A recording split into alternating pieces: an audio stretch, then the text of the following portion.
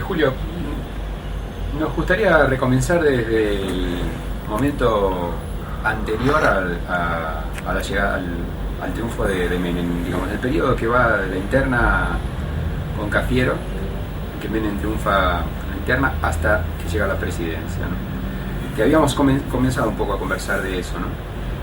Y hay un punto, digamos, el que la verdad que me gustaría conocer más a fondo tu opinión, es lo que vos ves acerca de, digamos, el contraste entre el Menem del salariazo y la revolución productiva y el Menem que llega a la presidencia y anuncia una serie de políticas que son bastante sorpresivas. Me quedé con la impresión de que vos matizabas un poco eso, que no te parecía tan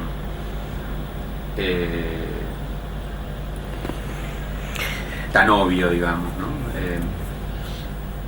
Para mí la situación ahí es esta.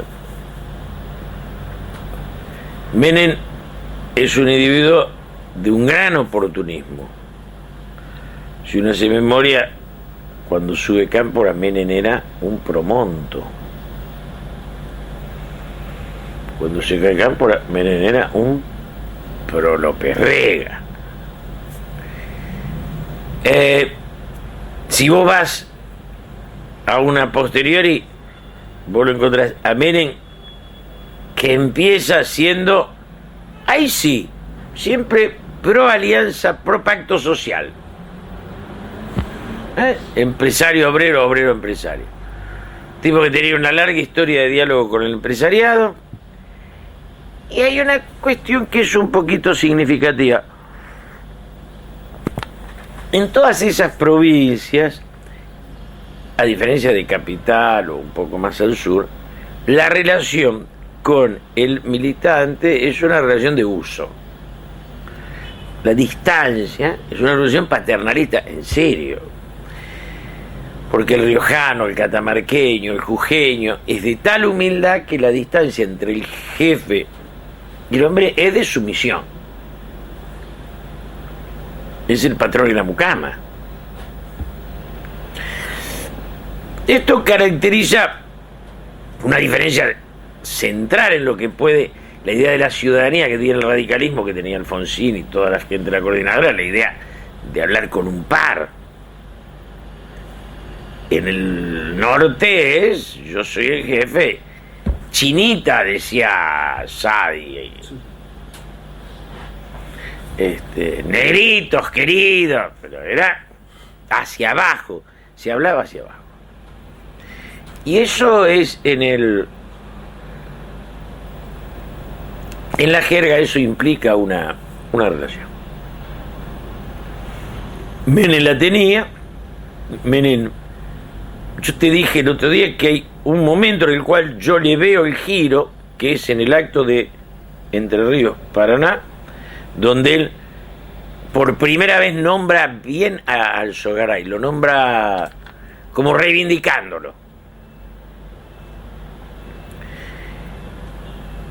Y después él va a dar pasos de una audacia hacia la derecha, nunca hacia la izquierda, que llegan a la Almirante Rojas, que llegan a lo que el peronismo no podía permitir. En eso, él es un marginal de concepción marginal, por eso su ciclo es la gloria y la nada, porque es una idea marginal de cómo es la vida. Tipo, todo para mí o nada para... Digo, o me suicido. Esta triste imagen del Menem perdiendo en La Rioja estaba marcada cuando él se abrazaba a Rojas. Digo, cuando transgredía todas las reglas, porque todo era igual.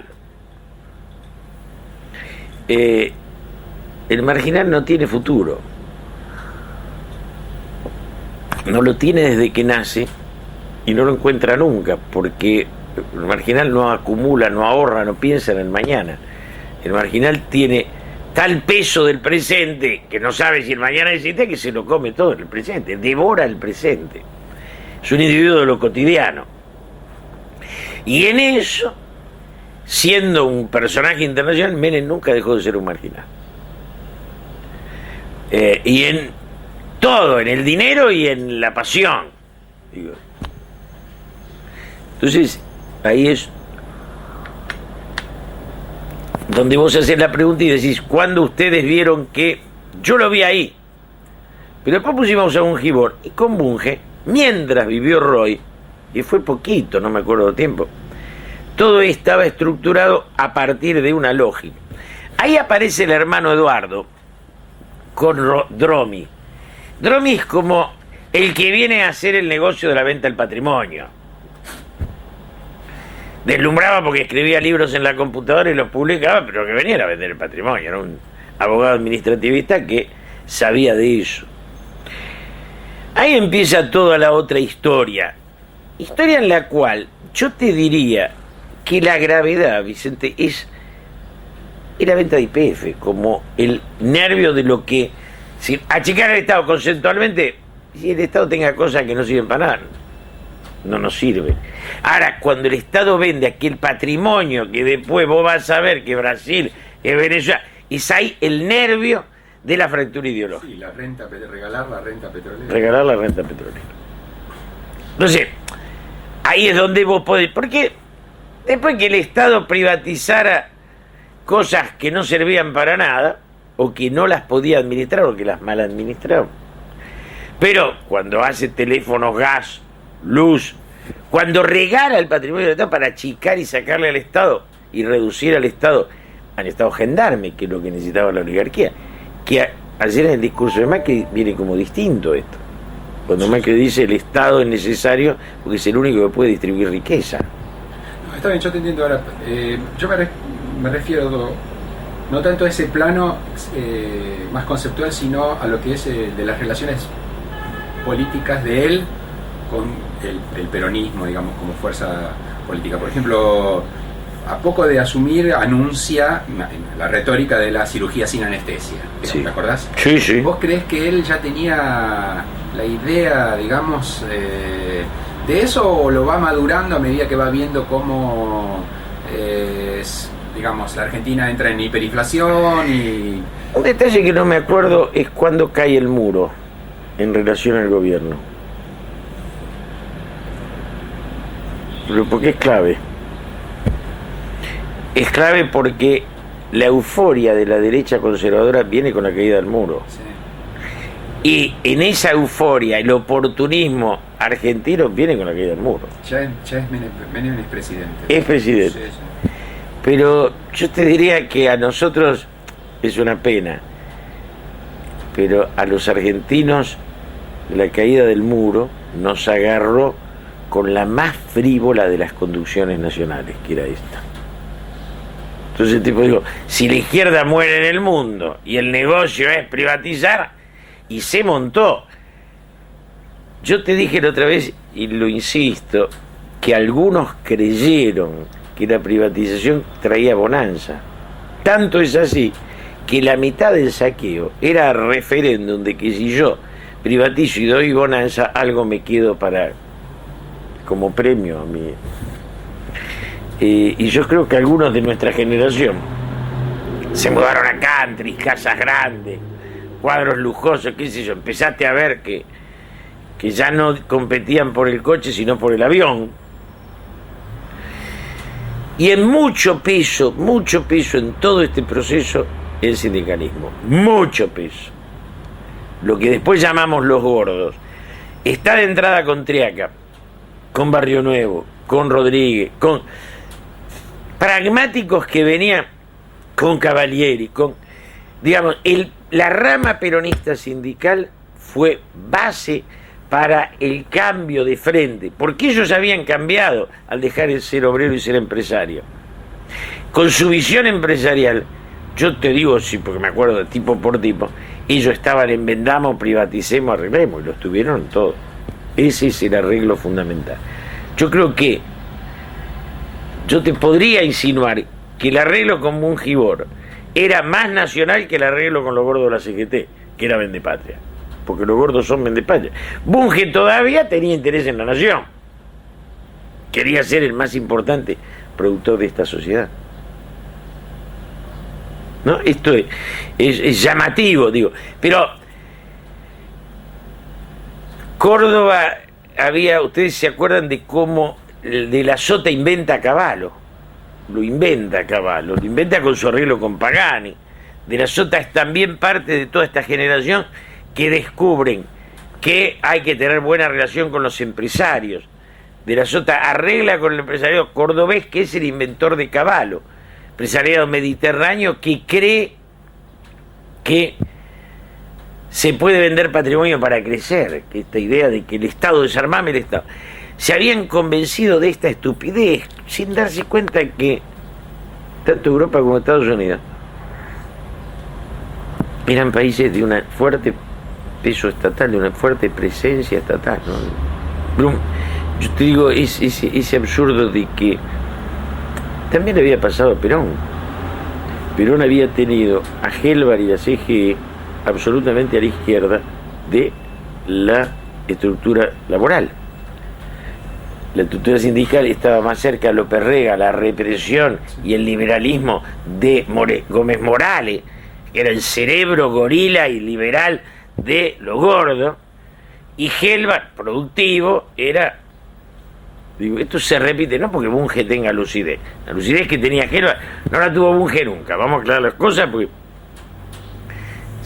Gelbar era un pensador de la burguesía. Ese era más nacional que todo el sindicalismo junto, obviamente. Si vos le sumás que estaban los estúpidos gritando viva la revolución socialista, te da jaque mate, te da que faltaban los montos para alegrar la fiesta. Donde decían que el empresariado no existía, que era... Bueno. Por ejemplo, en un momento, ¿te acuerdas? Hacia fines del gobierno de Alfonsín, que están los proyectos de terraño de privatización, que son pensados... Pucho, por Aerolínea era el primero. Claro, entonces está el hermano de Menem, Eduardo Menem, hablando de que... Uno de los seres más nefastos, Eduardo Menem, claro. De los seres más... Pero, ¿qué se comentaba entre bambalinas? ¿Ya había una idea No, en eso que vos preguntás, no. Cuando se iba contra el radicalismo, se iba como si todos pensáramos igual. Digo, el cambio del pensamiento viene por la coima, no me jodas. Si nadie hubiera pagado 2 pesos, no se hubiera privatizado ni los boletos de colectivo. Después viene en serio. Viene la... Está claro. Y vienen fortunas. Algún empresario me dijo una vez, bueno, un imbécil, pero de los grandes, bueno, ahora que privatizamos ya no tiene que haber más valijas al Congreso. Como si terminemos la etapa primera, nos hicimos unos pesos todos, cosa... Pero bueno, es dramático porque en alguna medida en esto la Argentina no hace pie en ningún lado. Vos tenés un radicalismo etéreo que cree en las formas, en la urna, en el ciudadano, un sindicalismo que cree en que me llevo lo que puedo y nada más, y un empresariado donde mayoritariamente es improductivo, es rentista, agropecuario, y el sueño es llevársela afuera. Por eso hoy cuando te preguntan la mayoría de tipos de dónde va a venir la inversión, nos está pasando lo de España. España, el franquismo tenía que tapar los agujeros para que no se lleven la plata. Ahora la trajeron toda y hacen todo edificio para arriba, pues se dieron cuenta que el que la trajo ganó, entonces ahora todos la traen. Y acá está pasando exactamente lo mismo. Te encuentras con que un país que hace 3 años decía que nadie más iba a ir al banco, los bancos rebosan de dinero y las propiedades crecen por minuto, o crecen. Sí. ¿Por qué? Porque son... Entonces, en el menemismo, yo te diría, esto es muy importante, el menemismo, lo que ustedes preguntan es, para mí, la primera privatización no me acuerdo cuál fue. Bueno, las primeras fueron, es decir, las de bandera, digamos, fueron en Teleaerolíneas Argentinas, que se hicieron ya pero vertiginosamente, a toque de tambor. Esa fue una, pero de ahí se empieza el proceso y después ahí empieza el proceso, una cosa que nadie estudió o analizó, que, por ejemplo, en el Consejo Deliberante las coimas eran por bloque. Y querían mucho a buenos muchachos porque... Hola. Me parece que en todo este proceso de cambio. Lo del muro fue muy importante. Yo insisto que los argentinos a veces queremos estudiar sin el espíritu de la época, con lo cual quedamos como idiotas. Digo. Si a vos te dicen ir a matar un burgués, ahora, en los 70 te decían matar un burgués como tomar un café. Si vos le sacás el espíritu de los 70, queda un demente matando. Digo, me parece que juzgar sin sin la conciencia de la época es gratuito. Y en eso, el muro de Berlín, la caída del muro y Cavallo, ¿no? El hecho de que históricamente el peronismo, la Baña se había ido, piensen esto, y toda la escuela económica peronista, que era Seti, Blasco, Musicaski, Benalcázar, lo que era, se habían metido en negocios raros, con lo cual nos habíamos quedado sin gente de primera, qué sé yo, eran buscas los que había. Ya le había pasado a Antonio Cafiero. El hecho del cafirismo, yo se lo describo, te digo, como el cafirismo, en esta elección Cafiero no, el cafierismo, esa cosa, esa progresía estéril que tuvo el peronismo, ¿no? No porque yo le tenga bronca a Cafiero, sino que nunca dio nada, no aportó una idea, no tuvo un debate, no tuvo ni a favor ni en contra de la privatización, fue seguidismo.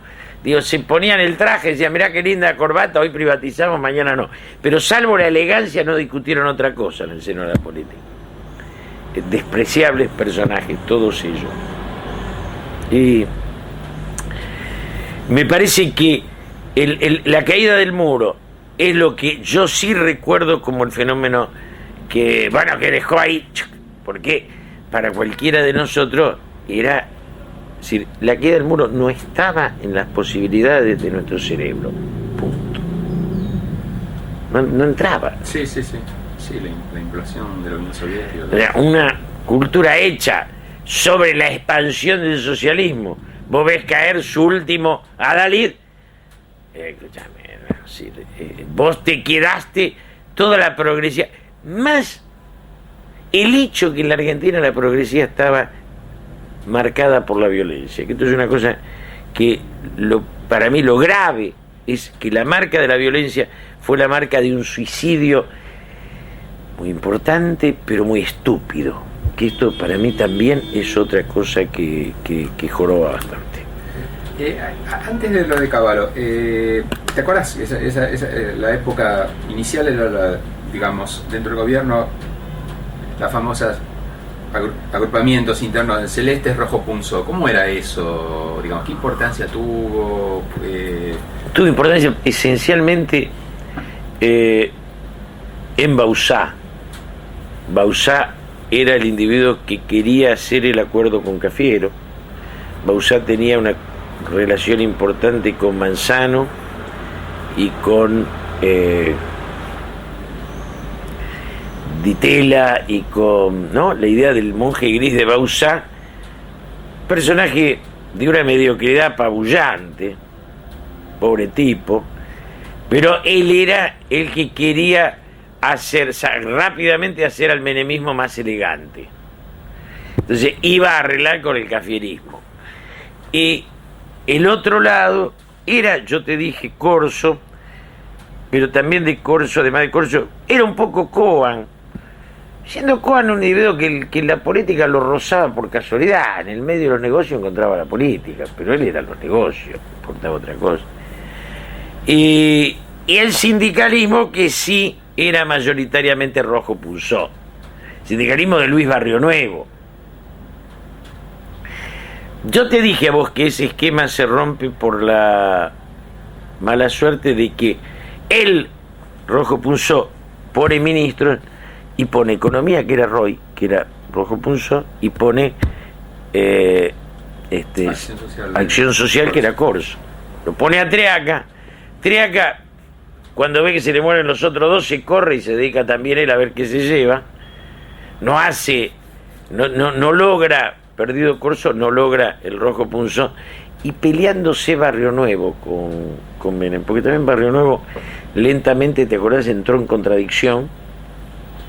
Barrio Nuevo se creía el dueño, y entonces llega esta pelea Barrio Nuevo es un tipo que habría que ver las etapas, pero que se enfrenta enseguida con Menem. Ahí aparece esta demencia de María Julia. María Julia aparece como ligada afectivamente a uno de los hombres de Menem, y luego pasa a estar ligada afectivamente a él. Viene esta mezcla de euforia, sexo, dinero, viajes, trajes. Era como estaban fundando un mundo con la infantil alegría de los transgresores. Pero mirá qué raro que un peronista riojano de abajo se junte con una oligarca refinada de arriba, y los dos sientan que esto es el dale que va. Entonces eran aviones. Digo, este libro de Silvina Berg, en su momento Pisa con champagne, la idea de la desmesura, y que estaban viviendo, digamos, los años 20, ¿no? Era, pero además se la palpaba, se la vivía, como venía el empresariado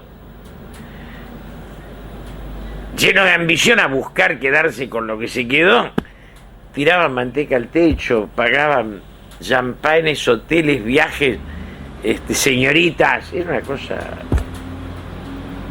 Yo te digo que yo he vivido cosas, tipo que me produce rechazo eso. He vivido cosas que por un lado me daban vergüenza, y por el otro lado me divertían como testigo de lo absurdo. Viste que íbamos a grandes lugares donde aparecían señoritas hermosas de la televisión que después te daban cuenta que estaban pagas para el servicio de los señores políticos. Y qué sé yo, y vos te ibas a tu casa con una amargura, te agarraba todo el ataque de odio, y el conflicto de fondo de que nosotros, por formación, tenemos un nervio inmodificable de decir hay cosas que no haría. Porque tenés tu historia, tus libros, tus muertos, tus esfuerzos.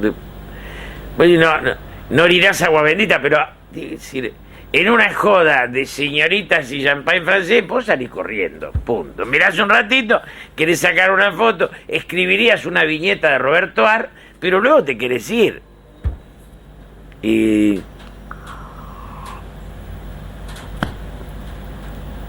vos veías la contextura, me acuerdo, en una de esas maravillosas que yo le digo a Ikonikov, rajemos.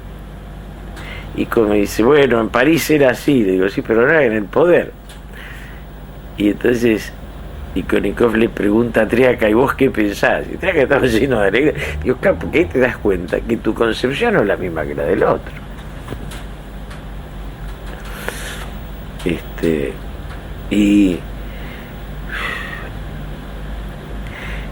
Y vos sentías que en todo, ¿viste? Nosotros fuimos forjados, más que en el progresismo, no progresismo, nosotros somos humanistas. En el otro siempre vemos un hombre. La estructura sindical copió de la oligarquía el desprecio al otro. Lo despreciás paternalmente, mi chinita, tráigame el mate, o lo despreciás por uso. Pero vos viste, decir, era más complejo, fue un aquelarre. A ver, los datos folclóricos, ir yo, secretario de Cultura, a la presidencia de la Nación, a Olivo, para un evento, y acercarse uno de los adláteres del señor presidente y decirme, la señorita aquella vino con vos, sí, una pobre inocente directora de algo. Dice el jefe, ¿por qué no se queda? Digo, yo no voy a hacer de este anecdotario una cosa, pero te quiero decir que a vos algo te agarraba, ¿por qué no le decís? Y vos, creado en una cosa de caballero, ¿no? Y yo no me animo a decir, ¿cómo vos te ibas distanciando? Claro, de un tipo que era un transgresor A mí me tocaba, cada tanto, me tocó 2 o 3 veces, como secretario de Cultura, con Menem la Sinfónica. Entonces estábamos parados en un estrado viendo la Sinfónica. Fíjate, todavía teníamos una relación simpática. Y él me decía, con groserías, con términos groseros, ¿con cuál te acostarías? ¿Con la del cello o con la del...? ¿No? ¿Cuál te erotiza más? Vos estabas escuchando Beethoven con cierta solemnidad de tu lugar, al lado del presidente, vos secretario, ¿no? Y escuchabas la novena, y como él se embolaba y le hinchaba las pelotas a la novena, decía, decime la verdad, ¿no te calienta más la del flautín? ¿No? Y vos decís, bueno, esto era, pero esto puede ser un componente de alegría infantil necesario para sobrevivir las muchas horas de tensión del poder. Podría ser. Pero también a nosotros no nos ponen ese lugar, pues nosotros frente a la novena y la sinfónica, la firma, tenemos una actitud de respeto que no llegamos a este grado de transgresión. Pero no porque seamos santos, por otra forma de pararnos. Y yo no me puedo olvidar de, que Dios lo ayude y esté en la gloria, mi amigo Luz Capi Cardoso, que era muy amigo de Menem. Entonces íbamos a la conferencia al interior y el turco lo llamaba de la mesa y le decía, la tercera de la izquierda, decirle que me venga a saludar arriba. Digo, esto era alegre, festivo, pero así de transgresor, así de enfermo de entrada, así de ridículo también, porque en esta marginalidad de a la gente que te va a escuchar intentar, todo esto, aunque no parezca, llevaba marcas de decadencia muy profundas en su seno.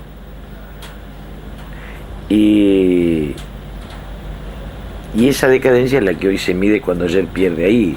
Digo, porque no había nada que le permitiera después caminar por la calle con dignidad. ¿Viste? Pero en el todo vale. Pero de esta te puedo contar 800. Y claro, vos al final te ibas a alejar, qué sé yo, ¿viste? Yo me acuerdo que me alteré con esto era Ikonikov, porque Ikonikov tiene la cosa de ser inteligente, de haber leído unos libros, que nos gusta cierta formación intelectual, no asustarnos de nada, pero no querer mancharnos con nada, ¿viste?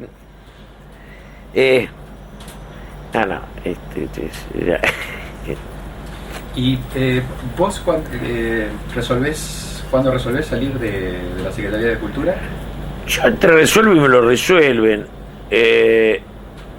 2 o 3 cositas, pero una, nos juntamos. Este es un hecho que a mí yo no me puedo acordar bien de esto.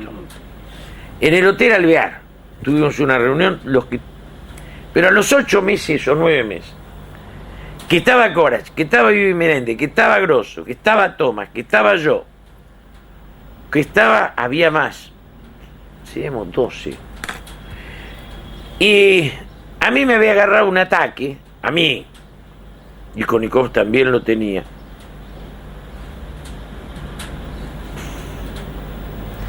de que los presos íbamos a ser nosotros. Si lo que yo insistía era que si esto se pinchaba, iban a ir presos los que habían ido a la facultad, los Barrios Nuevos, los Triacas, así. Y que nuestra única virtud era poder caminar por la calle, no había más. Pero yo todavía, y en esto me jacto de ser bastante estúpido, aunque no lo crea yo mismo, no me daba cuenta de cómo eran las reglas del juego. Se estaba construyendo un poder con un sentimiento económico enorme, y si estabas afuera de la guita, no entendías un cuerno de lo que pasaba. ¿Viste? Porque eras un idiota en la bolsa de Nueva York, diciendo, mire, lea este libro que tiene unos poemas hermosos. Y los tipos terminaron, y este idiota, ¿de dónde salió? Escribí una crítica al gobierno, era escrita normal, diciendo que el gobierno tendría que, para consolidar, dar una etapa dar un paso hacia la clase media y dejar esto y hacer aquello. Se lo di a uno de los personajes, a varios, salieron corriendo, se lo dieron a Bauzá se lo dio a Menem me llamó y me dijo que esto estaba mal armado, porque yo quería hablar de política, no solo yo. Y hubo ya el enfermo de Bauzá, tipo siniestro y nefasto, ya empezaba a hacer cosas tan estúpidas como se afanaban todo, entonces decía, no se usan más los coches, entonces salían los coches. Todos los secretarios eran subsecretarios, entonces te evaluaban. Entonces, yo me acuerdo que fui enviado por el gobierno a un evento en Guatemala, donde estaba en la mesa principal, estaba un día y al otro día nos devaluaron, y entonces vino el jefe y me dijo que, claro, que eran ministros y secretarios, no subsecretarios. Cosa. Pero todo para afanarse unos pesos, o sea, que era una... Digo, era demencia todo. El poder oscuro. Le quedaba la cuota de cordura a Corach, que era un tipo que quería mantener la cordura. Y después Bauzá y Cohen discutiendo a ver quién se quedaba con el negocio 1, 2 y 3. Y uno de los tipos más nefastos, Hugo Anzorregui. Un ser nefasto. Porque Hugo lo que quería estaba en la privatización de YPF y en la corte. Estaban las dos cosas. Entonces ponía un primo, un cuñado, un hermano. Los Anzorregui fueron muy nefastos. Ahí también se iban rompiendo las viejas relaciones. Digo, vos eras amigo de Anzorregui, de los secretarios argentinos, y vos veías que el tipo se dedicaba a la venta de YPF.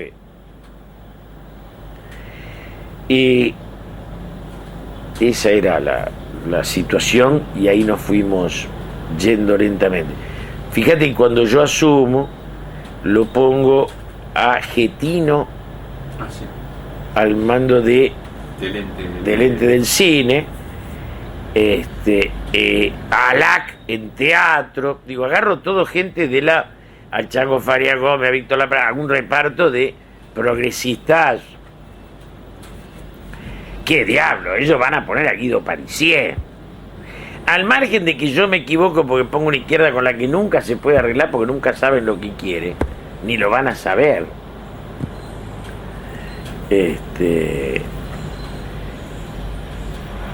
Al margen de eso, y que es lo que por ahí ayer se ve, que con esa gente va a arreglar con uno y te pelea con el otro, porque la izquierda argentina está basada en el resentimiento. Todo resentimiento lleva a esto. 14 listas, 32 candidatos, 2 votos. Quiera la puerta porque no es de izquierda en el sentido, ¿no? Y le quiera peronista es igual. Pero en fin, en esa historia tirábamos hacia ahí y todo eso se fue desarmando. Y en febrero, cuando yo escribo esa carta, escribo esa nota, pero, a ver, mi autocrítica yo no la escribí para darle a Bauzá una excusa para que me eche. La escribí pensando que la libertad de conciencia era mayor, y no lo era. No sé en cuántos gobiernos lo fue. Te dejo eso flotando. Te quería hacer una pregunta respecto a lo que contabas recién. Entonces vos dirías algo así como que lo que había sido el sector renovador, cafierista, en algún momento se fue incorporando orgánicamente. Sí, claro, sí, y echando a los anteriores, sí, claro. Vos agarrabas a Grosso, a Toma, a Cafiero, a Ditela, tú, claro, ¿cómo incorporando? El cafierismo fue el más vil instrumento, porque todavía los rojos Punzó algo pensaban, alguna idea tenía. Cafiero no tiene ninguna idea. Cafierismo es esa cosa que ves ahí, ¿qué es eso? ¿Allí dónde estaba Cafiero? ¿Estaba con Dualde? No. No, estaba afuera, parece. Sí. Digo, el senador que terminó, qué roles tristes, ¿no? Que... Ahora la otra pregunta es, Ahora, si ese sector se incorporó al gobierno, en alguna medida lo hizo convocado, imagino yo, por Menem. Menem, cuando empieza a hacer los negocios, encuentran en el cafierismo la materia prima más lúcida para hacer negocio. Punto. ¿Por qué? Porque como eran más elegantes y tenían que ver con el poder económico, tenían más acceso a la negociación.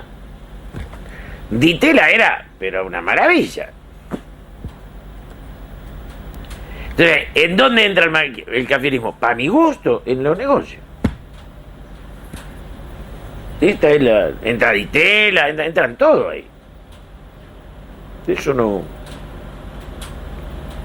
Y los nuestros discutían si privatizamos o no la Galería Pacífico como si importara a alguien. Si tuviera algo que ver con la puta realidad. Viste, que es el tema que tengo yo, que digo, que me pedían la galería, ya los conté, que pedían la galería para ellos, y ¿cómo le da la galería? Tenía, el presidente se le iba a dar fala, pero además, ¿qué tenía que ver la galería como propiedad con la cultura? Digo, nada. Pero ellos se querían hacer un negocio revolucionario, el imaginario latinoamericano, decía Solana, a los 4 tarados que tenía al lado. Bueno, pero que obviamente desaparecieron de la historia y de la política, porque salvo la boludez nuestra de haberlo convocado, nadie más lo convocó para nada.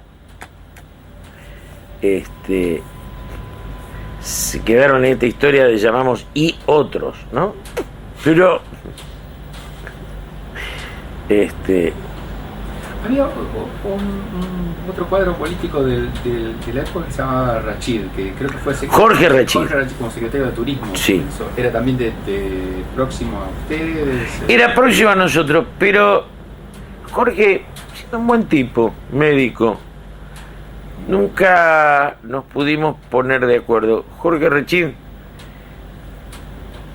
ahora está con Rodríguez Sá, se quedó ahí con Rodríguez Sá, pero un individuo que de esos tantos que quieren entender la política y no la entienden, ¿viste? No, qué sé yo, ¿viste? Que hay cantidad de cuadros que, pero no porque sea malo, porque no le entiende, qué sé yo recibo mail de Lavaque, los leo y digo, este pobrecito, no, digo, y era diputado en el 73, pero no va a entender nunca nada. Hace la denuncia cuando tiene que hacer el aplauso, cuando le toca hacer la denuncia, ¿viste? Es como...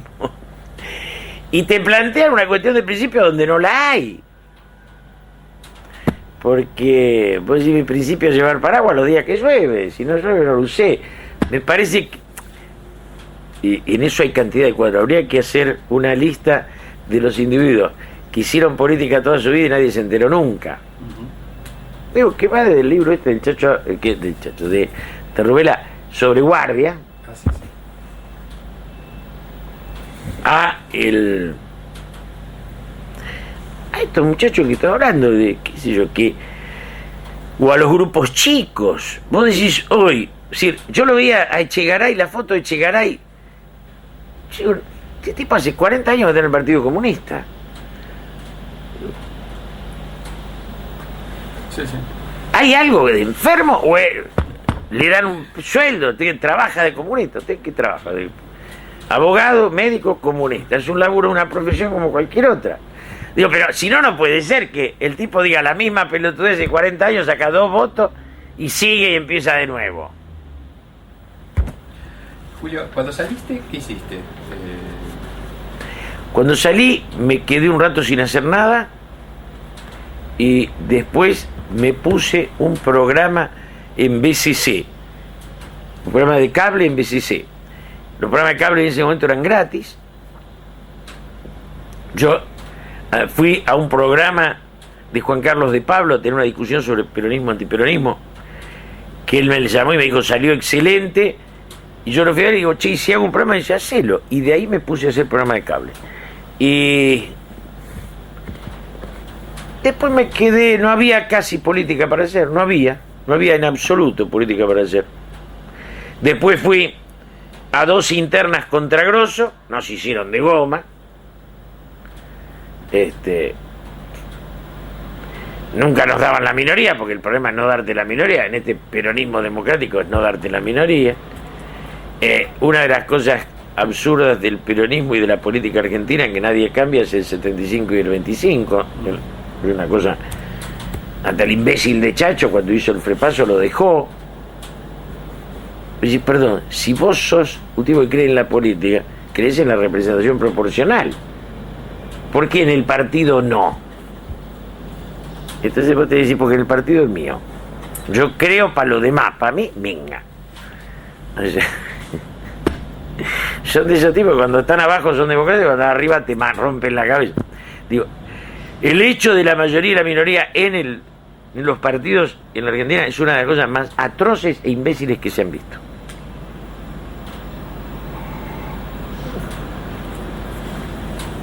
No, de esas cosas que son para... Bueno, y no salen de eso. Que es como esta cuestión que veías ayer mismo de la Carrió hablando en contra del pensionarismo, cuando es un partido de un solo individuo. Digo, son cosas maravillosas, ¿no? ¿Usted está en contra del pensionarismo? Sí. ¿Tiene algún socio? No, estoy solo, porque yo estoy... Pero... Y después de... Sí. Y después me empezó a ir más o menos bien con lo del programa, pero después me retiré de la política y me dediqué después hice un programa de radio, televisión y radio, y con eso más o menos me las rebuscaba y no quería otra cosa. Yo no, en lo personal, y esto lo insisto siempre, a mí la política, cuando no es de cierto ritmo de debate de ideas, a mí me aburre y me va a mi casa. Prefiero... Yo creo que la política, cuando vale la pena, es hermosa, y cuando no vale la pena hay que irse. No hay una obligación de militancia política en épocas en las cuales es toda una porquería. Vos podés leer, escribir, viajar, lo que no tenés por qué matar el tiempo. Yo siento que para muchos la política comenzó siendo una razón para vivir y terminó siendo una excusa para vegetar. Como excusa para vegetar es horrible, ¿viste? Yo cuando la etapa es mala me voy a mi casa, hago otra cosa, digo no, lo que no hago es política.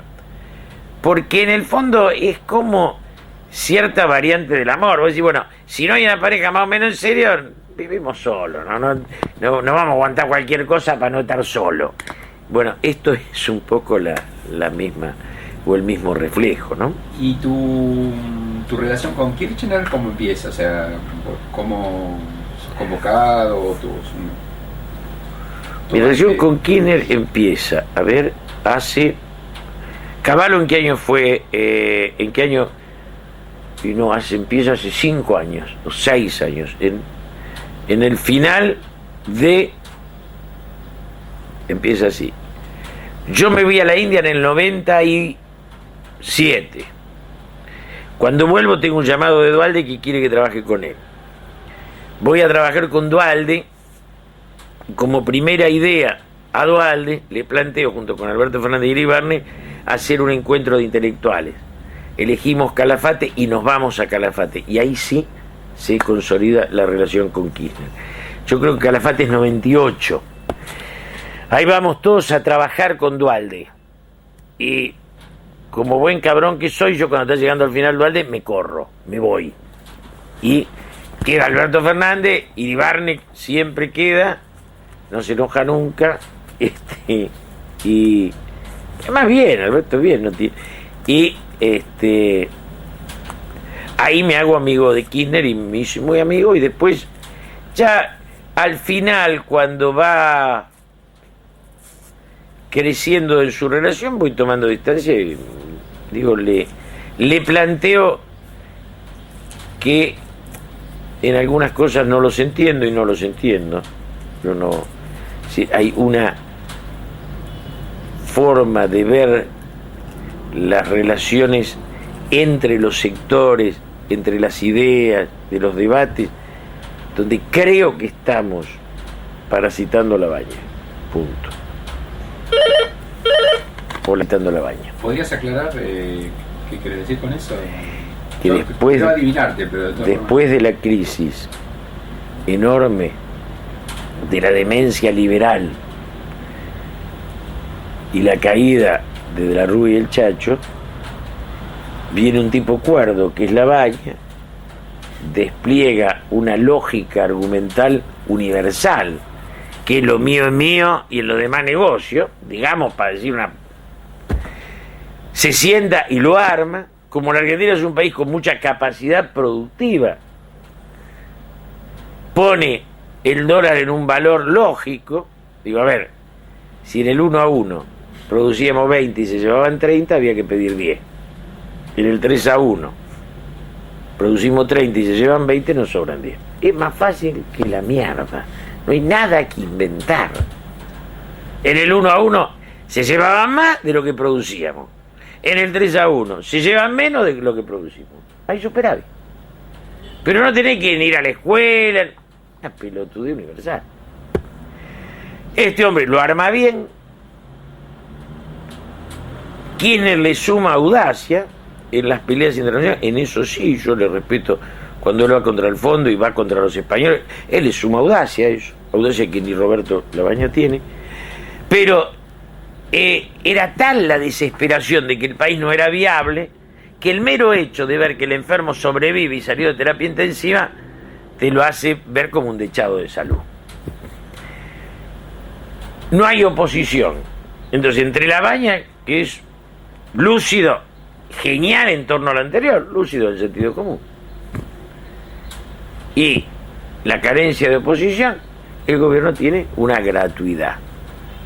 Por eso, a ver, si usted y yo nos podemos pensar que estuvo mal elegir a Duhalde como enemigo, vos te preguntáis, si no era el enemigo de Duhalde, ¿quién carajo era el enemigo? No había enemigo. Entonces, me parece que él en eso acertó, pero que en otras cosas no acertó.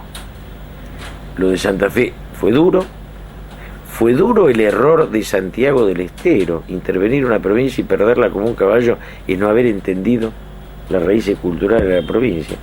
Sumale al hecho que nos está pasando una cosa rara: provincia que los radicales nos roban, no la devuelven.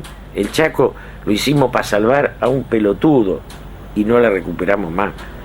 En Catamarca, para sacarnos de encima Barrio Nuevo, y no la recuperamos más. Ahora perdimos Santiago, Neuquén con Sobi. O sea, que lo que se llevan no vuelve. Con lo cual estamos creando estructuras provinciales que hacen a la riqueza conceptual, ojo, le vienen muy bien al país. Pero que el peronismo, si pierde ahora Santa Fe y pierde Capital, digamos que queda en una situación de solidez como primera mayoría, porque las minorías son muy chicas, pero nada más. Digo, me parece que es esa la, ¿no? Ahora, ¿no es preocupante también la sobrerepresentación? Es decir, el hecho de que justamente tenés un panorama electoral, pero que tiene una expresión,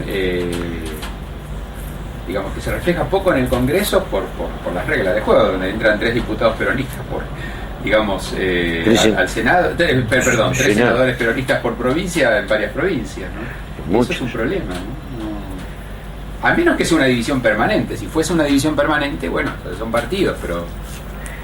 Yo en eso insisto y aclaro con vos que debilita el sistema el hecho de que las diferencias en la realidad sean menores que en la representación.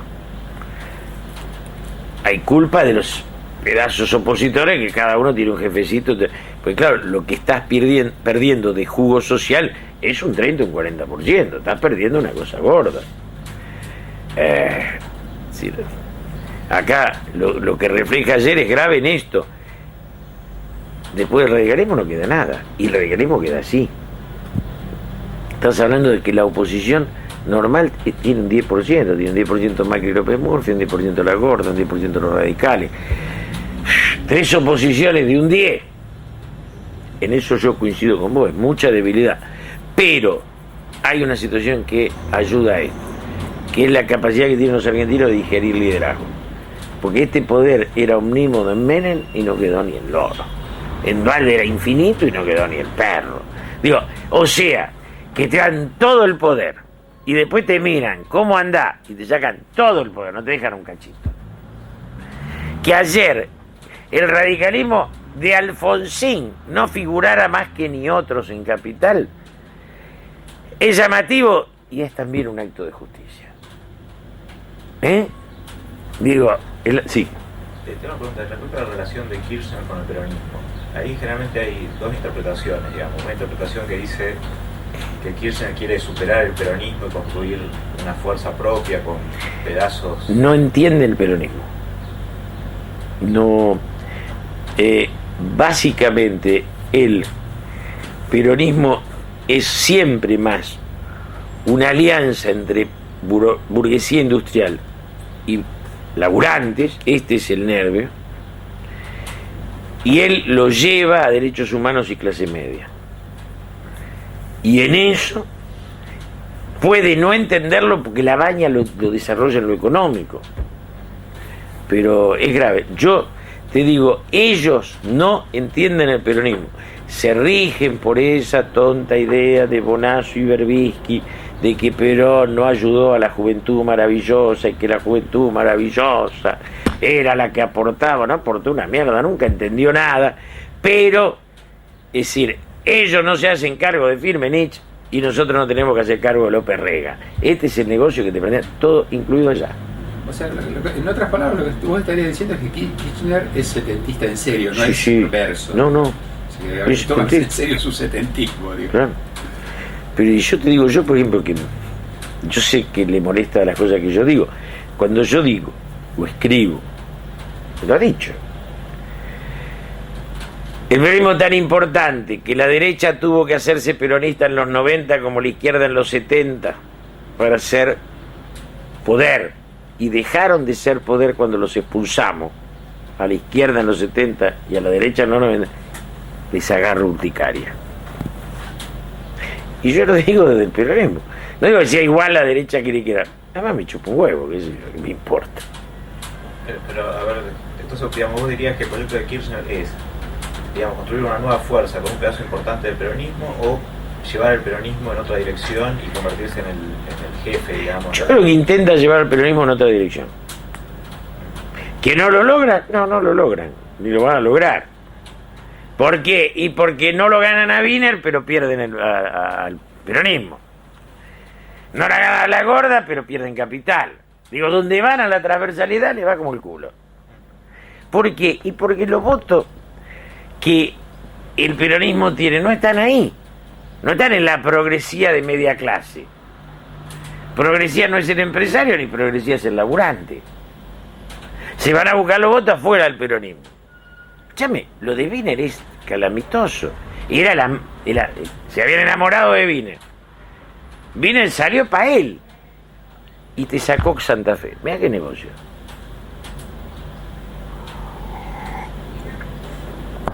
Entonces, con la gorda pasa lo mismo. Vos habías compartido con la gorda el proyecto Ibarra. Ayer me decían, ¿por qué iba a ganar? Pero es muy simple, boludo. Si Kirchner más Carrió le ganan por 10 puntos a Macri, lo dividí y gana Macri por 10 puntos. ¿O no? Y matemática de boludo. Entonces, dividiste el progresismo, que fue también lo que nos pasó un poco en la campaña nacional. ¿Qué pasa? Carrió más Kirchner más un poco Rodríguez hacen que el campo nacional se divida en 3. Y ellos lograron dividir en 2 el campo gorila. La elección de ayer tiene una sola cosa clave. El gorilismo bajó sus banderas. No hay más ni privatizaciones, ni achique el Estado. ¡Uy, la puta! Y respecto a los jefes provinciales, digamos, ¿cómo pensás vos que es la relación respecto al gobierno nacional? ¿No tiene más disposición a acompañar este proyecto? Son dependientes. El jefe provincial es dependiente. Ni te preguntes qué piensan. Yo creo que si queda uno que piense, mucho. Los demás preguntan quién es el jefe y aplauden. ¿Te acordás que Neuta había sacado entrada en primera fila? Le ponía a Videla, le sacaría a Galtieri y él seguía. Su rol, cual le aplauden. El del interior, el Gioja, el Fellner, qué grande Vélez, pero digo, con la misma pasión. Te vas a acordar un día que lo encontré al Tula en la campaña de Cafiero con una camiseta que decía Dale Tano. Le digo, Tula, vení para acá. Esa la tenés de Calabró. Me dijo, no digas nada. Sí, la tenía de la otra guerra. Esto es lo mismo. Yo te pregunto, ¿cuántos seres? Romero era el vice de Menem. Digo, ¿cuántos quedan con el heroísmo y la dignidad? Es tan atractivo el poder que las ideas son un traje que se ponen y sacan. Punto. Y cómo, bueno, en ese sentido, la gestión del gobernador Kirchner Era igual. encaja muy bien ahí. Muy bien. Lo que tiene de bueno Kirchner es que no. En el final, 3 años antes, él se mata. Él se mata con Menem antes que Duhalde. O sea, ahí, no se mató el primer día, pero después al final, 3 años antes, empieza los tiros. Eso era importante. Bueno,